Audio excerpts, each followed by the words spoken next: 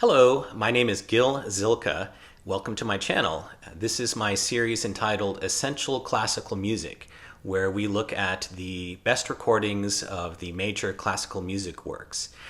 This video is taken out of my larger video covering the major symphonies. If you enjoy this, I hope you will go over and look at that larger one. Just know that you don't have to watch it all in one big gulp.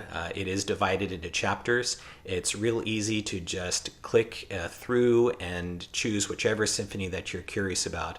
So I hope you enjoy it.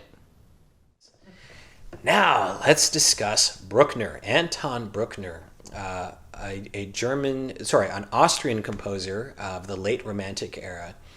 And Bruckner wrote these massive, long symphonies, and they're a little bit difficult to get into at first, but once you do, they're very rewarding. It can almost sound sometimes like Bruckner is just meandering, and that it's, you wonder, where is this going? And it really does take a lot of skill as a conductor to maintain the interest, because it's just a lot to take in at once. His first really popular symphony is probably the fourth. I'd say the fourth and the seventh, they're a little bit shorter comparatively, and they're more maybe tuneful. So the fourth is nicknamed the Romantic, and my top recommendation for this one is Karl Behm and the Vienna Philharmonic. This is a 1974 recording on Decca. Sounds beautiful. It's just very natural and powerful in the way it builds. Behm just lets the symphony do its thing, and I think that this particular recording is the strongest one for the fourth in the way it's just so natural.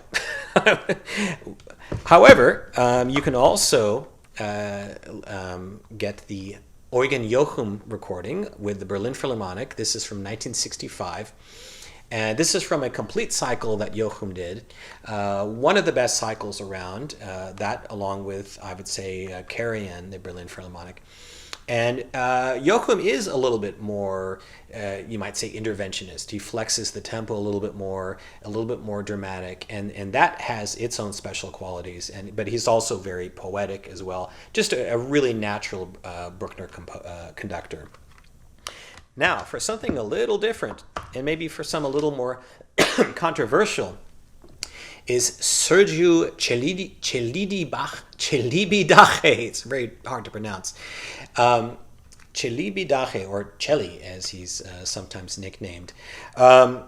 Celibidache, this is with the Munich Philharmonic. It was recorded in 1988. It is a live recording. I think there is some audience noise, but it is, otherwise, it's a very good recording quality. He recorded, he conducted in a way that it was almost like a Zen-like, transcendental-like. Like there was this, he tended to slow things down. And there was this feeling of this long arc from beginning to end that can be hypnotic in its own way. At the same time, there's a lack of variation that may be unsettling for some people, or definitely not conventional. It tends to work better in Bruckner, probably because of Bruckner's compositional style. And I think especially it works well in this fourth. It's a very powerful experience, however unconventional it may be. And finally, we come, here he is again, Furtwängler. This is a live concert from, this was in Munich with the Vienna Philharmonic, October 29th, 1951. He also had one in Stuttgart from a week earlier that you can find, again, in this box here. And that one is good. Yeah, this one is good. I think it's a little bit less inspired. And Furtwängler, when he was off, sometimes he would do things, he was so flexible that when he was off, he would do let's say when he was on, he would do things that just sound like, oh, that's the only way the music could go. Whereas other times it could sound a little strange. And I would say that's the case of this earlier recording, the one from a week earlier. Whereas this one, it's a little bit more patient, not as frenetic, and it's very powerful. Furtwängler was a very, he was well known for his Bruckner. Some would argue that Bruckner was the closest to his heart, because it certainly was the closest to his own compositional style. Furtwängler actually was a composer himself. And Bruckner was closer to Furtwängler in terms of, time-wise as well.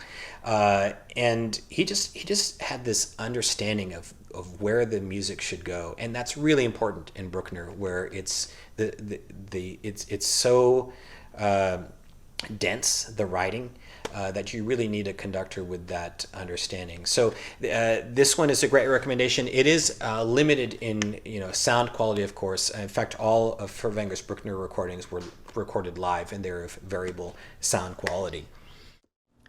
Thanks for watching. I hope you enjoyed this video, and if you did, I hope you'll also take time to click the like and subscribe buttons. And with that, I want to wish you all a great day and happy listening.